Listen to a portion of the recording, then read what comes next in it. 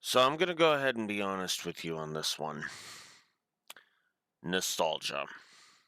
Nostalgia mostly, and it's mostly nostalgia and the fact that I kind of prefer the depiction of Shoddy in the dub as opposed to the sub, because in the dub it was either he did, he awoke and all this shit, he set all these events in motion, or the world would go pop.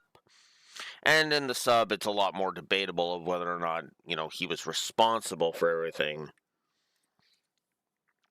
going wrong, but I do have a headcanon with that one. Now, obviously, it's open to interpretation. Like, the actual canon explanation is just what we've got it here in DM, which, and I guess by extension, the manga. But what's funny is that I've always, but yeah, I guess this is the big, this is the big Shoddy episode, This is the one where we really got to discuss Shoddy. So, let's discuss Shoddy, I guess. But before we get to that, there's two small things I want to talk about right off the bat, because there's a couple of small little character moment. There's a small little character moment right at the beginning. So they basically go to Kaiba and demand that, he land the battleship because, Bakura's injured and all that fun stuff, right? But Kaiba's got a point, dickish though it might be.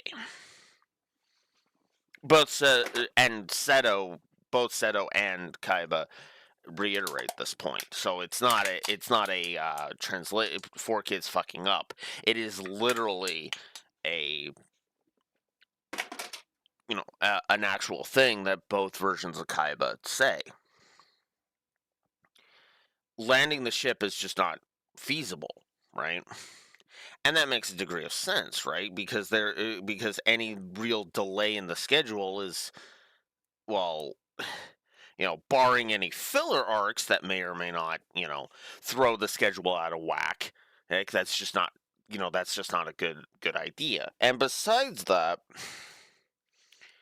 at Kaiba effectively, because he sees it as, oh, he's just unconscious.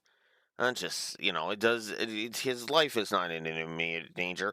But of course, the gang is insisting his health is something that needs to be taken into consideration.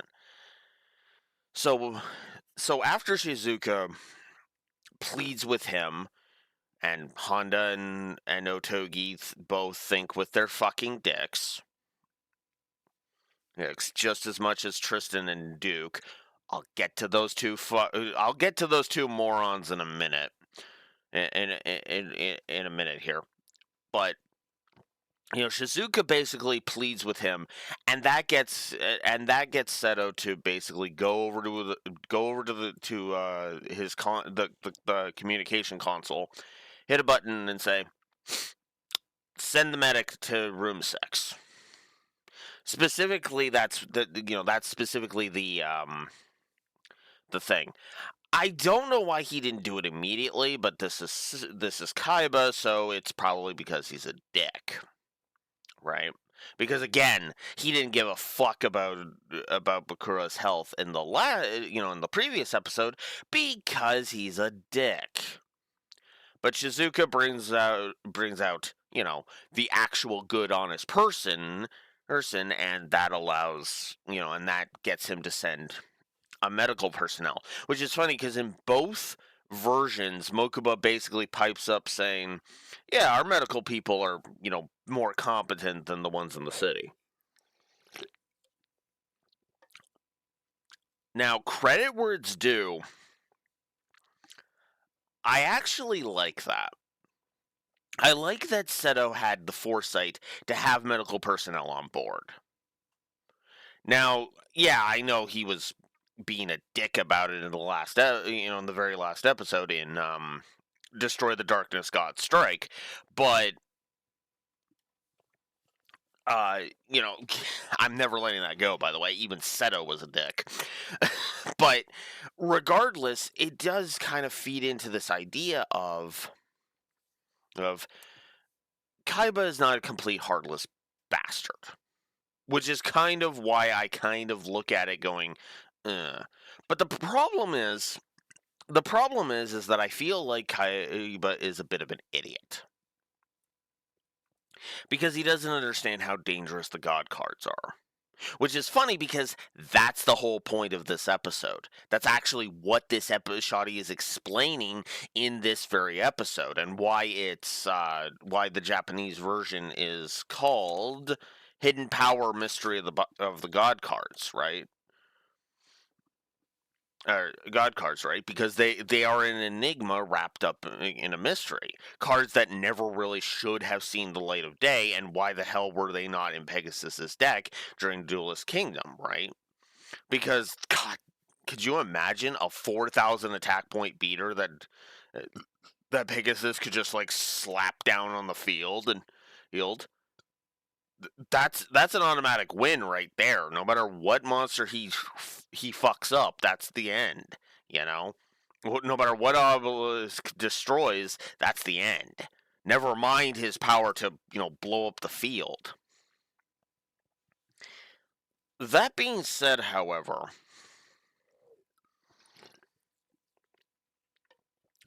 we do get an explanation because Pegasus became fearful of them because, well, he was shown just how devastatingly powerful the god monsters are. And that's good, right? It is my firm opinion that this is the episode that basically really says, yeah, the god cards are dangerous. Don't be taking them lightly, kind of thing. And I agree with that, right? Regardless of which version you prefer, right? But I'm getting a little far ahead of myself, so because before we get into the whole Pegasus backstory thing, I need to explain why Duke and Tristan, aka uh, Otugi and Honda, are actively killing my enjoyment of this season. Like, practically murdering it dead. I hate these two characters. Now, Honda, I didn't mind back in season 1 because he was a bro, right? The problem is that both of these guys are just here so that they can be horny for Serenity / Shizuka. They are here so they can be horny for Joey's sister. That's it. That is literally their entire fucking contribution to this. Every other character has more of a point to be on this ship other than those two. Yes, even Shizuka herself has has a better fucking reason for being on this ship than those two horny fucks do. And this episode just flat out fucking proves it, no matter which version you're looking at. They basically are trying to impress Shizuka. It all starts right in their confrontation with I shouldn't call it confrontation, in their talk with Kaiba, right? Shizuka has a point, yeah. Yeah, and then Duke tries to, tries to entice Shizuka to Serenity to go look for the Millennium Ring with him. And then Honda, of course, fucking drags Duke to the fucking dueling arena area just so he can basically say, stay away from Serenity. Even though they're not actually dating. If they were dating, or it was Joey telling Duke to fuck off, that'd be one thing, because then he'd be protecting his sister.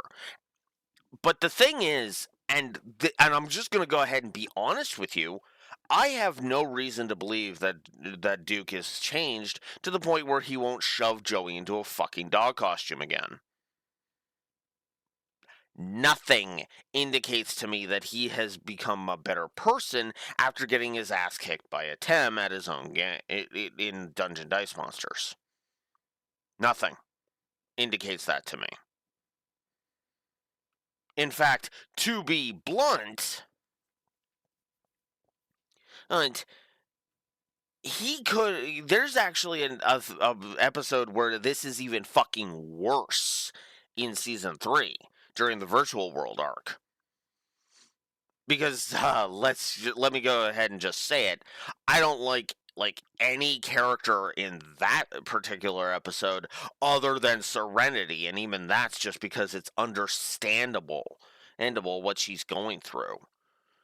You know, I mean, it's literally a fucking a horn dog with dice, a horn dog with no brain, and a fucking man child in a robot suit. I digress. I'm getting way too far ahead of myself. But they are actively detracting from my enjoyment of these episodes because they have no fucking purpose being here. They are literally superfluous characters. And it's kind of pissing me off.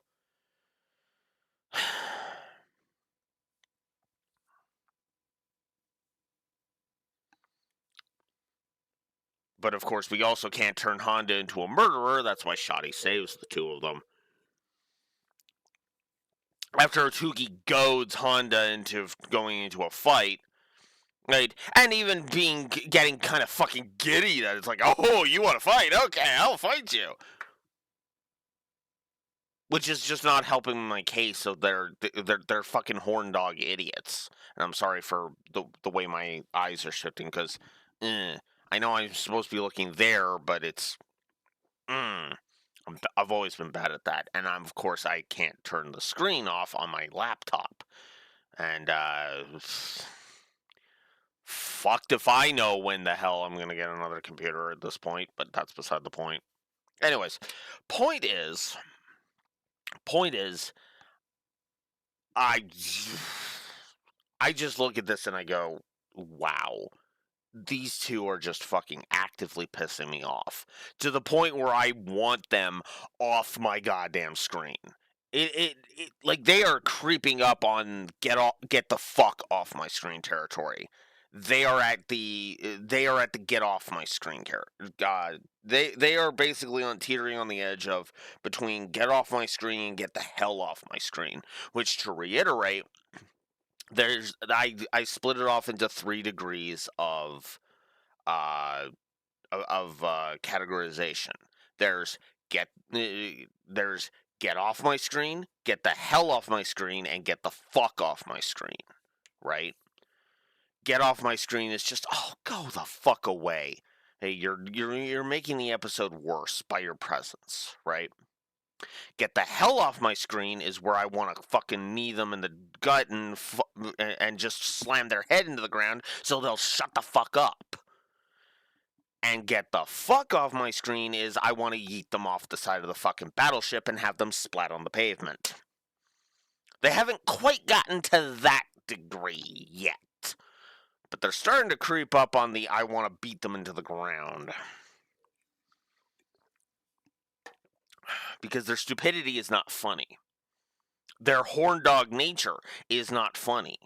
And it is in my firm opinion that right now, at the stage they're at right now, both of them, though Honda less so, I will admit, at the stage they're both at right now, they want to fuck Serenity. They don't want to date Serenity. They don't want to be in a relationship with Serenity. They want to fuck her. There's no love there. There is no romance. There is just sex in that equation. And that's fucking terrible.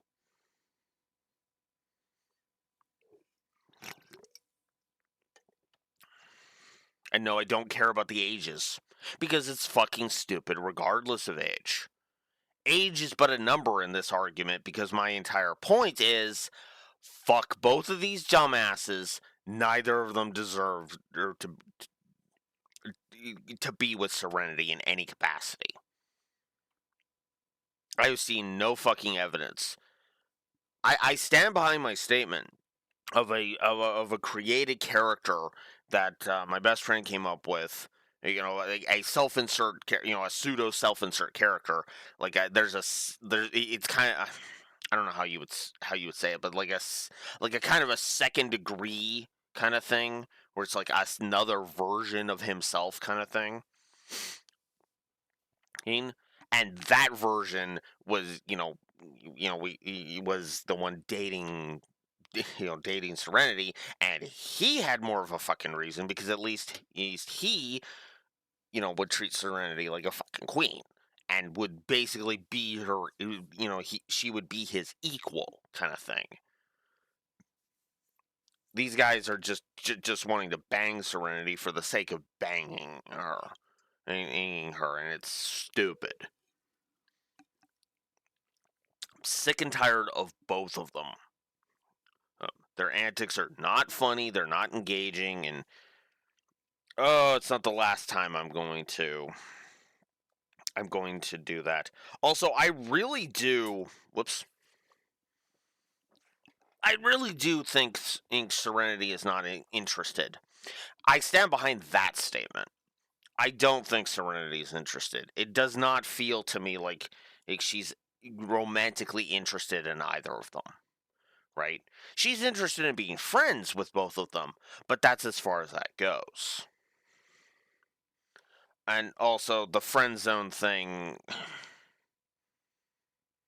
The friend zone thing is.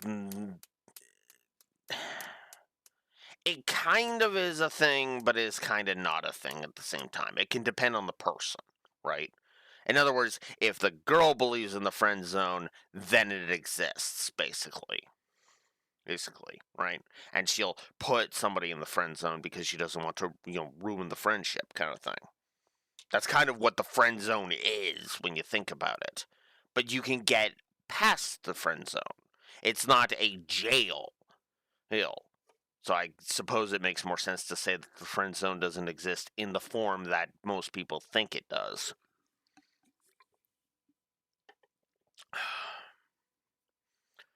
I think you can develop. I do think an actual relationship could develop if the writers of this series actually gave a shit about, well, women in general in this franchise. But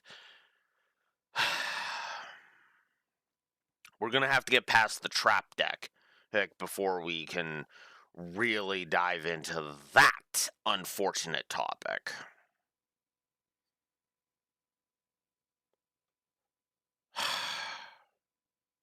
I'm not looking forward to that to that three-parter, for the record. I really am not.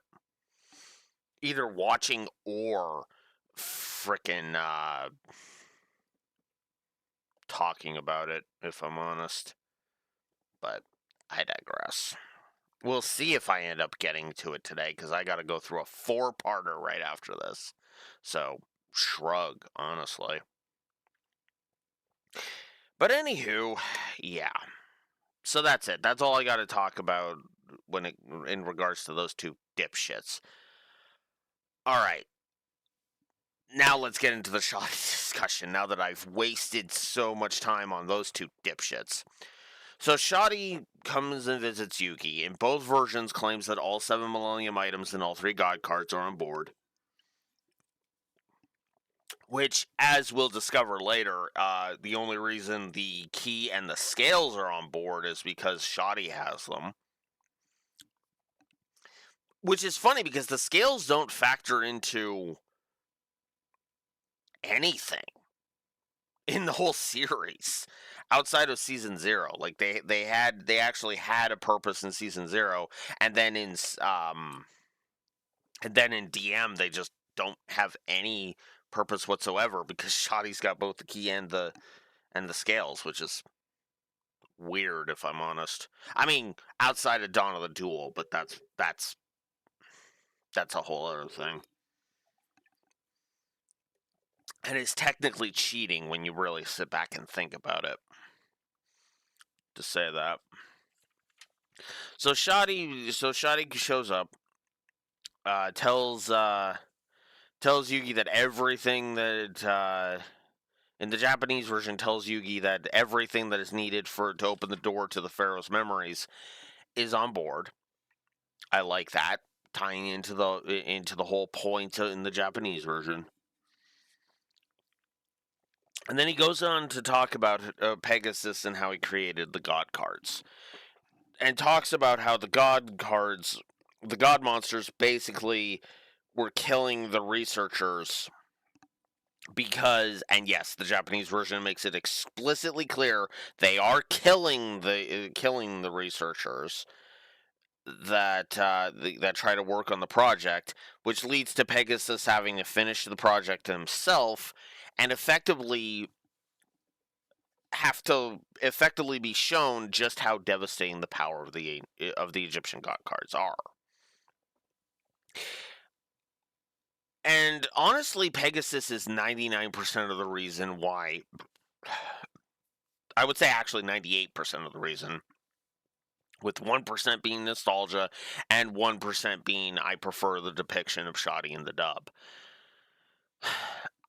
Darren Dunstan, I think, gets across the arrogance of Pegasus a lot better than the Japanese voice actor does. And I hate myself for saying that, but I think it's true. I've always felt like Pegasus's voice was kind of weird to me in the Japanese version. I get the point, American that doesn't speak Japanese very well, but why is he speaking Japanese to his cohorts? Why isn't he speaking in English to get across the point? I mean, I guess the idea is he's actually speaking Egyptian to them, but it's like, why? You know? And then speaking Japanese to Croquet, for example, would actually make a degree of sense. Also, Croquet, he gets a cameo. Cool. But yeah, no, I definitely prefer the arrogant. I feel the arrogance more strongly when it comes to the dub than the sub. The sub makes it feel like he's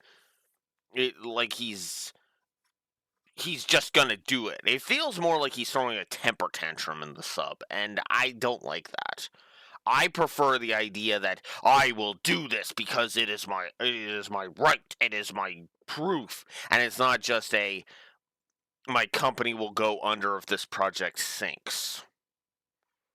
Which I suppose you could say that he invested a lot of the company's money into the God Card project, but it's like, are you kidding me? But shrug. So he finishes the art, or creates the prototypes. I don't know why he finished the prototypes. If the whole point was that the god monsters needed to not come back into existence, why would he finish the prototypes of the god cards?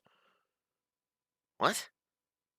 Because remember, he didn't finish the cards until after he got the vision. So why did he finish the cards? What? I don't know. Ugh. That part just made no sense to me, but whatever, I guess. But shrug, I guess. This dramatic effect, I guess. I know the actual reason why he finished them. We wouldn't have a show otherwise. Then why couldn't he have? But here's the thing: why couldn't he have the visions after he finished the cards? Like imagine, for example, he's sitting there, he's all proud of the prototypes, he's holding the prototypes. Yes, I am very happy about these. I am happy to bring you into the modern age. And then he gets the vision. Same thing. Just instead of I have finished these paintings on these canvases, and instead have it be that he's holding the prototypes, and that's when he gets the vision. I think that would have worked better, honestly, instead of the paintings being right after the paintings he gets the vision. I don't know. I find that to be a weird hiccup with the storytelling, but shrug, I guess. And then Ishizu takes them so that, the plot can catch up and blah, blah, blah, blah, blah. And then Shotty finishes relaying all of this. Atem shows up to hear the last bit of what Shotty has to say. I prefer the fact how much respect is being shown by Shotty in the dub, by the way, because we know for a fact Atem was a pharaoh. They are going to hammer that point in, especially in seasons 4 and 5 specifically. Well, in two upcoming arcs, namely the Doma and World of Memories arcs, the Millennium World arcs. But I digress. That's all I got. Short one this week, even though I've been talking for about half an hour. But that's how these little story time episodes are gonna go. I don't think this is. I do think you should watch this episode, regardless of whether you watch the series sub or dubbed, because it is kind of an integral part. And of course, we are also going to need and then of course in a couple of video, and now we got to have a couple of videos of specific things happening, including next week, which is when the true villain of Battle City finally rears his ugly, and I want to emphasize, ugly mug.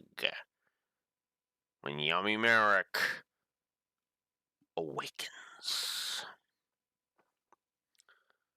Until next time, Blue Wolf Alex of the Lore Walkers signing out. Have a good one. Dual stand by.